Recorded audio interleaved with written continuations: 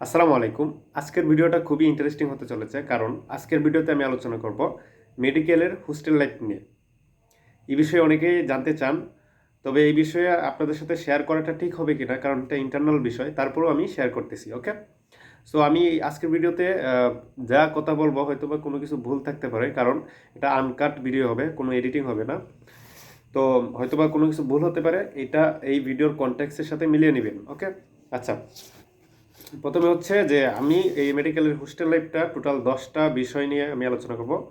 হ্যাঁ, 10টা ভাগে ভাগ করছি আর কি। যাই হোক, তো এগুলো আমি এখন বিস্তারিত বলবো। ওকে, তো প্রথমে হচ্ছে যে হলে ওঠা নিয়ে। মেডিকেলে চান্স পাওয়ার পরে হলে উঠতে হবে, তাই না? সো মোটামুটি বর্তমান সিচুয়েশন অনুযায়ী মেডিকেলে চান্স পাওয়ার পরে মোটামুটি 3 মাস থেকে 3.5 মাসের মতো বন্ধ পাওয়া যায়। ওকে, তো এই 3 থেকে 4 মাস আমরা হচ্ছে গিয়ে ছুটিতে কাটাই, এবং এই সময়টা হচ্ছে একজন বর্তমান করোনা ভাইরাসের পর থেকে আর কি, বর্তমান সিচুয়েশন অনুযায়ী, এর আগেরটা আমি জানি না। এই 3 থেকে 4 মাস সময় হচ্ছে একজন মেডিকেলিয়ানের সবচাইতে সুখের সময় বলা যায়। কারণ এই টাইমে মেডিকেলে চান্স পাওয়ার পরে কেউ পড়াশোনা করে না, 3-4 মাস মোটামুটি সেই লেভেলের একটা ভালো একটা সময় কাটে, এবং বিভিন্ন জায়গায় ঘুরতে যায়, বিভিন্ন জায়গা থেকে অ্যাপ্রিসিয়েশন পাওয়া যায়, এবং অনেকে অনেক প্রশংসা করে। যাই হোক, যাদের এলাকায় মোটামুটি মেডিকেল স্টুডেন্ট কম, মানে চান্স পায় না বেশি একটা, তাদের এলাকায় আরও একটু কদর বেশি পাওয়া যায়, এরকম আর কি। তো এটা আসলে অহংকার করার বিষয় কিছু না, এটা আসলে গর্ব করার বিষয় যে আহ, সে চান্স পেয়েছে, এবং সেটা নিয়ে অনেকে অনেক কথা বলে, ভালো কথা আর কি। এবং তাদের যে তাদের আত্মীয় স্বজন, বাবা মা, সবাই আসলে এটা নিয়ে মানে কথা বলে আর কি। এবং বাবা মাকেও অনেকে আগে যেরকম দেখতো হয়তো বা এই সময়ে আর একটু অন্যরকমভাবে দেখে, স্বাভাবিকভাবেই একটা সাফল্য অর্জন করে। তো আর যারা প্রাইভেট মেডিকেলে ভর্তি হয় তাদেরও সিস্টেম অন্যরকম হয়তো বা, আমি এটা সরকারি মেডিকেলের কথা বলতেছি। আচ্ছা, যাই হোক, তো এখন হলে কিভাবে উঠবে? হলে ধরেন যে মেডিকেলে চান্স পাওয়ার পরে, এখন বর্তমানে অনলাইনের যেহেতু যুগ, তো যে যেই মেডিকেলে চান্স পায়, তো আহ, মানে যেই এলাকা থেকে চান্স পায় সেই এলাকায় যদি ওই মেডিকেলে কেউ অন্য কেউ পড়ে থাকে, তাহলে ও ইজিলি জানতে পারে যে আমার এলাকা থেকে আমার মেডিকেলে চান্স পাইছে। তাহলে ওর সাথে ও কানেক্টেড থাকে এবং যোগাযোগ করে, এবং মোটামুটি ম্যাক্সিমাম ক্ষেত্রেই তার সাথেই ওঠে। মেয়েদের ক্ষেত্রেও মোটামুটি সেম। এই বড় কেউ সিনিয়র থাকলে ওই মেডিকেলের নিজের এলাকার, তাহলে ওর সাথে ওঠে, অথবা পার্শ্ববর্তী জেলায়, অথবা বর্তমানে হয়তো আরেকটা বিষয় হয় যেটা হচ্ছে বিশেষ করে ছেলেদের ক্ষেত্রে, যে যে যেই কলেজে পড়ে সেই কলেজের কোনো সিনিয়র যদি থাকে, এলাকার না থাকুক, তাহলে ওর আন্ডারে উঠে আর কি। মোটামুটি এরকম সেম। তবে এখানে আরেকটা বিষয় আছে, একটু পরে সেটা নিয়ে আলোচনা করব। ওকে, তো এখন হলে এভাবে উঠেন। তো হলে ওঠার পরে হচ্ছে এখন হলের পরিবেশ, 2 নম্বর কথা হচ্ছে হলের পরিবেশ। তো হলের পরিবেশ হচ্ছে ধরেন মোটামুটি বর্তমান সিচুয়েশনে মেডিকেল, তো মেডিকেলে হচ্ছে এখানেও দেখা গেছে প্রথম দিকে প্রথম প্রায় 1 মাসের মতো থাকতে হয় হচ্ছে একটা রুমের মধ্যে অনেক মানুষ থাকতে হয়, একটু বড় রুমের মধ্যে, মানে একটা গণরুম না।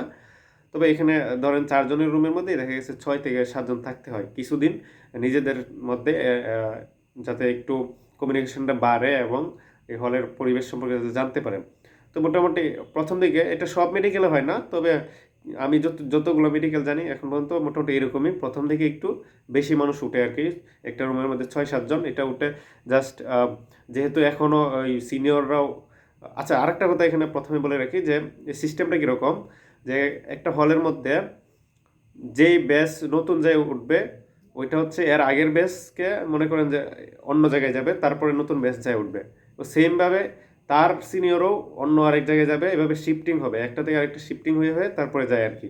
এভাবে মূলত হয় আর কি। তো যার কারণে প্রথম দিকে গিয়ে একটু বেশি মানুষ একসাথে থাকতে হয়, যতক্ষণ না তার সিনিয়র ওই রুম চেঞ্জ করে আর কি। ওকে, তো হলে উঠে তো এইভাবে। এখন হলের পরিবেশে হচ্ছে আপনার প্রত্যেক রুমের মধ্যে আপনার হচ্ছে 4 জন করে থাকে। ওকে, মোটামুটি 4 জন করে থাকে, এবং 2 জনের রুমও আছে অনেক জায়গায়। তবে আমি যতটুকু জানি 4 জন করে থাকে। এবং এইখানে অনেক অনেকের ক্ষেত্রে মানে অনেক মেডিকেল হচ্ছে আপনার 3 জন করেও থাকতে পারে। এই 4 জনের রুমের মধ্যে 3 জন থাকে, এরকমও আছে। কারণ যদি রুম যদি বেশি থাকে তাহলে অবশ্যই 3 জন থাকতে পারে। তবে 4 জনের রুমের মধ্যে 2 জন কখনোই থাকে না, এটা সম্ভাবনা কম। তারপর হচ্ছে হলের যে পরিবেশের ক্ষেত্রে আরেকটা বিষয় এখানে বলে রাখি। ধরেন যে মেডিকেলগুলো যত পুরাতন হয় সেই মেডিকেলগুলোর হোস্টেল তত একটু অনুন্নত। ওকে, কারণ নতুনগুলা এটা আসলে পরিকল্পনা করেই মেডিকেল যে হোস্টেল এটা স্থাপন করে, কিন্তু পুরাতনগুলো আগে স্থাপন করে ফেলছে। এবং আপনি জানেন যে পুরাতনগুলো একটু মানে দেয়ালে বা সব কিছুতে আসলে একটু পুরাতন পুরাতন ভাইব থাকবে, যার কারণে এটা বেশি একটা ভালো হবে না স্বাভাবিকভাবেই। তবে পুরাতনগুলোতেও নতুন অনেক সময় বিল্ডিং বানায়, তবে এটা রেশিওটা কম। তো হোস্টেলে প্রথম 1 বছর একটু বাজে সময় কাটে, কারণ প্রথম যে কোনো বাংলাদেশে যে কোনো মেডিকেলে আপনি উঠেন না কেন, প্রথম দিকের রুমগুলা মানে প্রথম বছরের যে রুমগুলো থাকবে সেগুলো একটু নিম্ন লেভেলের থাকে। এবং আপনি যখন সিনিয়র হবেন আস্তে আস্তে রুম চেঞ্জ করবেন, শিফটিং হবেন, শিফটিং হতে হতে আপনার সর্বোচ্চ ভালো পর্যায়ে যায় আর কি, এরকমই হয় সাধারণত। এবং আমাদের মেডিকেলে এরকম, এবং আমি যতটুকু মেডিকেল জানি মোটামুটি এরকম সিস্টেম আর কি। তো প্রথম প্রথম যে বছরটা এটাতে আপনি নতুন অনেক কিছু শিখবেন, অনেক কিছুর সাথে অ্যাডাপ্ট হবেন। হ্যাঁ, নতুন পড়াশোনা, নতুন বন্ধুবান্ধব, এইগুলো দেখতে দেখতেই আপনার 1 বছর চলে যায় আর কি। এবং এই 1 বছরে আপনি অনেক কিছু শিখবেন, এবং এটা আপনার একটু কষ্ট হবেই। আপনি নতুন কিছু করতেছেন, এই নতুন লাইফে আসছেন, আপনার এই প্রথম বছর হলেও বেশি একটা ভালো লাগবে না, আপনার বন্ধু বান্ধব বেশি একটা ভালো লাগবে না, বা আপনার পড়াশোনাও যে খুব বেশি ভালো লাগবে এমনও না। ঠিক আছে? তো প্রথম বছরটা আমি একটু কেন জানি আমার কাছে ভালো লাগে না, এবং অনেকের কাছে এরকমটাই মনে হয় আর কি, এবং এটাই আসলে সত্য।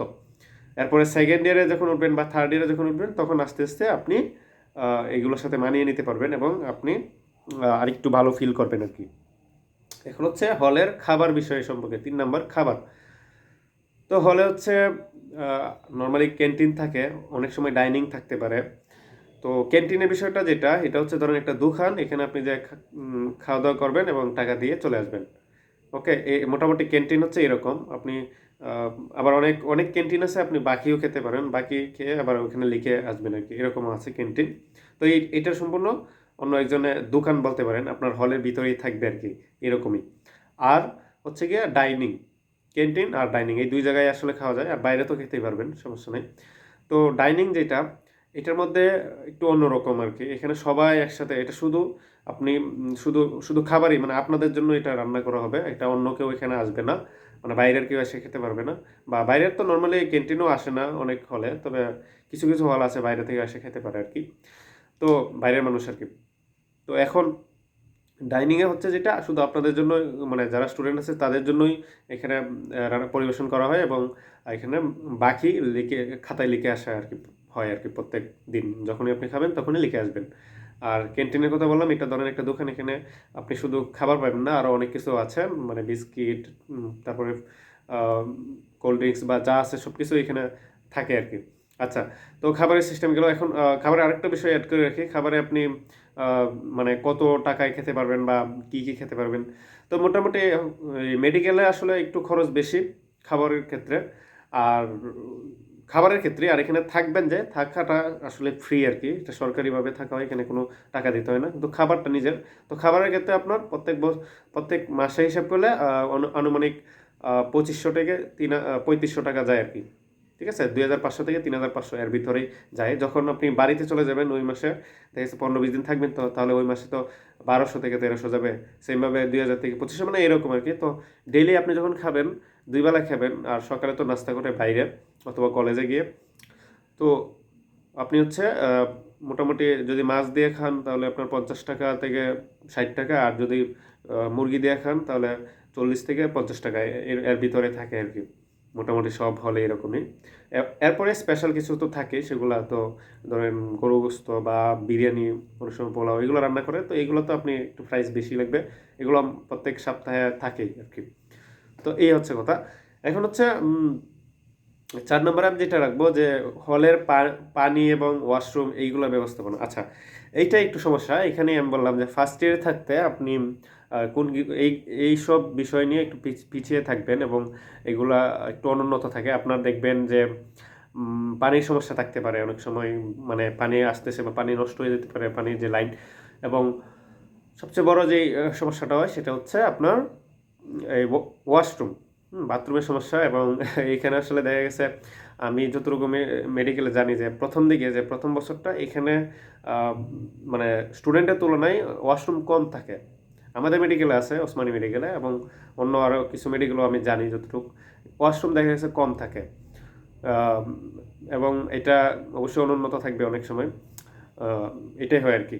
এখন হলে থাকতে গেলে আরেকটা সমস্যা হয়, সেটা হচ্ছে যে প্রথম বছরের দিকে আম, একটু যে রুমগুলো থাকে সেখানে মশার পরিবেশ বেশি থাকে, মানে মশার প্রাদুর্ভাব বেশি থাকে, এবং পরিবেশটা খুব বেশি ভালো থাকে না রুমের।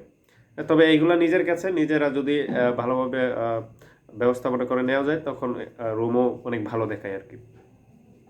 আচ্ছা, তো পানি ওয়াশরুম এগুলো গেল। এখন হচ্ছে কথা বলবো মানে একটু ইন্টারনাল বিষয় আমি এখানে বলে রাখি। আমি জানি না এগুলো শেয়ার করা ঠিক হবে না, তারপর আমি বলে দিচ্ছি। মেডিকেলের যে পলিটিক্স, ঠিক আছে, পলিটিক্স কি আছে কি না, বা বন্ধু বান্ধব আসলে কেমন ব্যবহার করে, বিহেভ করে। তো মেডিকেলে আসলে সামান্য পলিটিক্স আছে। আহ, এটাও বাংলাদেশের রাজনীতির অন্তর্ভুক্ত এই প্রতিষ্ঠানগুলো, যেহেতু সরকারি। তো এখানে দুইটা গ্রুপ থাকে, সাধারণত দুইটাই থাকে, সেটা হচ্ছে আপনার পিএস এবং জিএস, প্রেসিডেন্ট সেক্রেটারি, এবং জিএস বা জেনারেল সেক্রেটারি। তো দুইটা আলাদা আলাদা টাইপ থাকে। ওই যে যখন বলছিলাম না যে হলে ওঠা, তখন আসলে ওই ওদের আন্ডারে আসলে উঠে আর কি, কেউ জিএস এর আন্ডারে উঠে, কেউ পিএস এর আন্ডারে উঠে, এরকমভাবে আর কি। তো আছে কি দুইটা গ্রুপ থাকে মেইন, তার মধ্যেও কিছু সাব টাইপ থাকতে পারে, এলাকা ভিত্তিক থাকে আর কি। তো দুইটা মেইন থাকে। ওকে, আচ্ছা, বন্ধু বান্ধব কেমন? ওই যে বন্ধু বান্ধবও সেম, আপনার দুই ভাগই, মোটামুটি দুই ভাগ বা তিন ভাগ। আচ্ছা, আরেকটা বিষয় থাকে, সেটা হচ্ছে যে যারা কোনো পলিটিক্স করে না, সেটা হচ্ছে তাবলিগ বা আহ, আপনার যারা ইসলামিক মানে মাইন্ডের আর কি, তাবলিগ, ওরা কোনো রাজনীতিতে থাকবে না। তো মোটামুটি যে যেই গ্রুপের থাকে, সেই গ্রুপের বন্ধু বান্ধবের সাথে একটু মিল বেশি থাকে, এটা আমি দেখে আসতেছি সব মেডিকেলেই। তারপরেও আছে এলাকা ভিত্তিক, যদি অনেকে অনেক ধরনের গ্রুপে থাকে, এলাকা ভিত্তিক আবার সেম থাকে। তবে এটা আসলে খুব বেশি ম্যাটার করে না, কিছু কিছু ক্ষেত্রে ছাড়া আর কি। তো এখন হচ্ছে বন্ধু বান্ধব পলিটিক্স এগুলো গেলো, এগুলো নিয়ে বেশি কিছু আলোচনা করতে চাচ্ছি না। আচ্ছা, তারপর হচ্ছে রমজানের সময় আমাদের মেডিকেল লাইফ আসলে কেমন কাটে। তো রমজানের সময় এখানে আপনার হচ্ছে আহ, অনেকে, আমি যেটা করি যে সারা রাত মানে ইফতারি করে তারপরে নামাজ পড়ে খেয়ে দেয়ে, তারপরে আর ঘুমাই না, পড়াশোনা করি, পড়াশোনা করে একবারে সেহরি খেয়ে তারপরে ঘুম দিতে হয় আর কি। এরকমই হয়। এখন আপনার আমরা আসলে রমজানের সময় ইফতার করি মোটামুটি ওই যে গ্রুপ ওয়াইজও করা হয় অনেক সময়, পিএসএ যারা ওরা করে, জিএসএ যারা, তবে এটা কম আর কি। তবে রুমের যারা থাকে আমরা সবাই মিলে একসাথে ইফতার করি।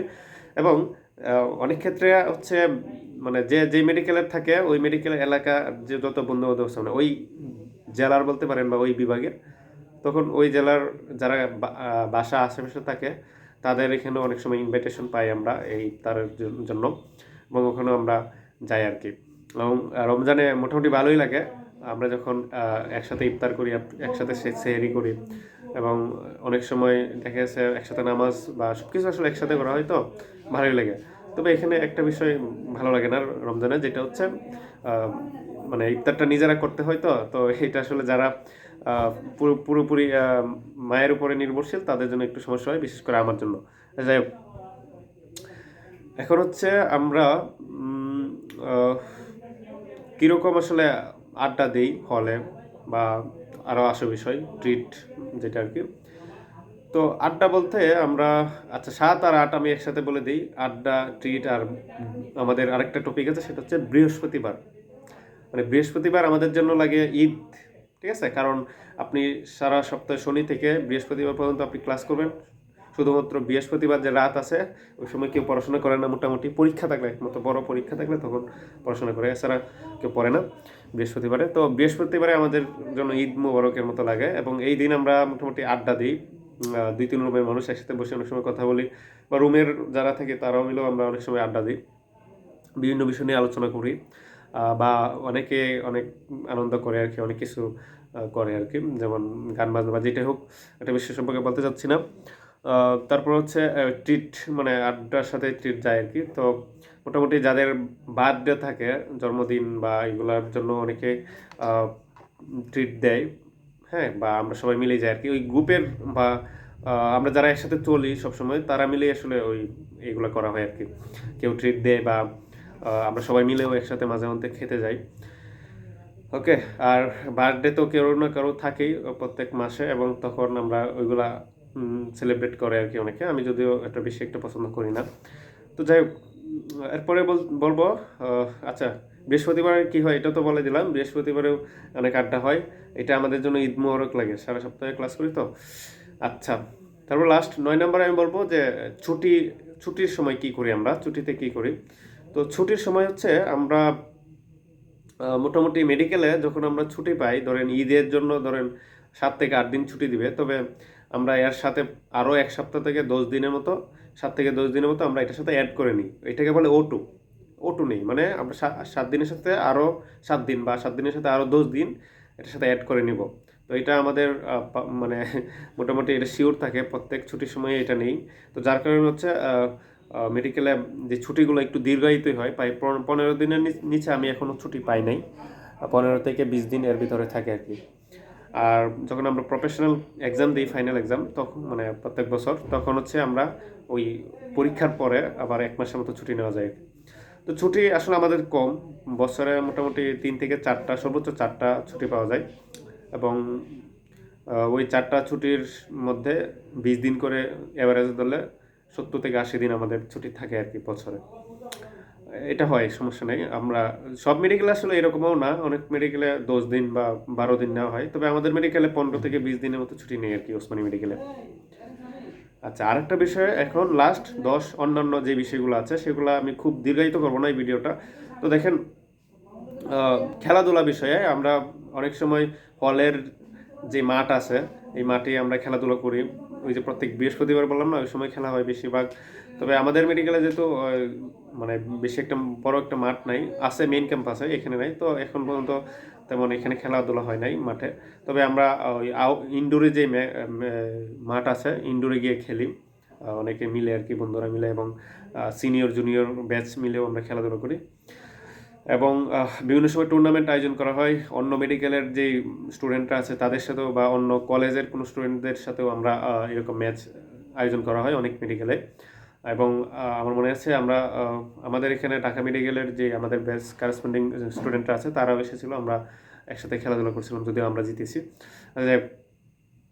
এরপরে হচ্ছে কলেজে বিভিন্ন অনুষ্ঠান, হ্যাঁ। তো একটা কলেজে মানে মেডিকেল কলেজে অনুষ্ঠানগুলো হচ্ছে ধরেন সিলেক্টিভ।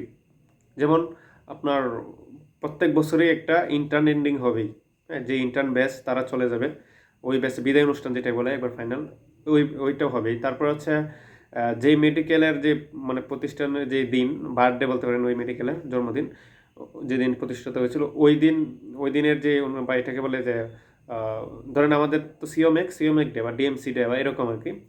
তারপর হচ্ছে আপনার একটা ব্যাচের ডে, মানে এটা নিয়ম আর কি। ধরেন একটা ব্যাচ চান্স পাইলো, ভর্তি হইলো, তারপরে কিছুদিনের ভিতরে 4-5 মাসের ভিতরে একটা মানে একটা দিন ধার্য করে ওই দিন তারা একটা অনুষ্ঠান করলো আর কি। এটা কালচারাল অনুষ্ঠান বলতে পারেন। আচ্ছা, তারপরে হচ্ছে আরও কিছু অনুষ্ঠান আছে, যেমন বিভিন্ন সাংস্কৃতিক অনুষ্ঠান, যেমন হিন্দুদের বিভিন্ন পূজায় যখন অনুষ্ঠান হয়, এবং বিভিন্ন ক্লাব আছে, ক্লাবের বিভিন্ন প্রোগ্রাম আছে, যেমন সন্ধানী বিভিন্ন অনুষ্ঠান হয়ে থাকে। তারপরে এবং বিভিন্ন নাট্যকলার কোনো কিছু ক্লাব থাকলে ওইটার আন্ডারে বিভিন্ন অনুষ্ঠান হয়ে থাকে আর কি নর্মালি। আরও কিছু বলে যাচ্ছি, এখন মনে পড়তেছে না। আচ্ছা, যাই হোক, আরেকটা কথা আমি শেয়ার করি, আমাদের ওসমানী মেডিকেলে যেটা হয়েছিল, অন্য আরও মেডিকেলে হয়, যেমন বিভিন্ন সময় বিভিন্ন বড় কোনো ফুটবল ম্যাচ থাকলে ওইটা অডিটোরিয়ামে দেখানো হয়। ক্রিকেট ম্যাচ তেমন দেখানো হয় না, তো ফুটবল ম্যাচ দেখানো হয় অডিটোরিয়ামের যে পর্দাতে বড় করে দেখানো হয়। যেমন লাস্ট আমরা ওয়ার্ল্ড কাপ দেখলাম, মেসির আর্জেন্টিনা চ্যাম্পিয়ন হলো, ওইটাও আমাদের অডিটোরিয়ামে দেখানো হয়েছিল, যদিও আমি আর্জেন্টিনা সাপোর্ট করি না। তো এরকম ওয়ার্ল্ড কাপে যে বড় বড় ম্যাচগুলো থাকে সেগুলো অডিটোরিয়ামে দেখানো হয় আর কি সাধারণত, তখন ভালোই লাগে। তো এই ছিল হোস্টেল লাইফ সম্পর্কে একটা সংক্ষিপ্ত ধারণা। অনেক কিছু বাদ গেছে এখানে, আমি সব কিছু অ্যাড করতে চাচ্ছি না। কেউ যদি বিস্তারিত জানতে চান আমার হোয়াটসঅ্যাপ নাম্বারে কল করতে পারেন বা মেসেজ করতে পারেন, আমার ডেসক্রিপশন বক্সে বা কমেন্ট বক্সে থাকবে।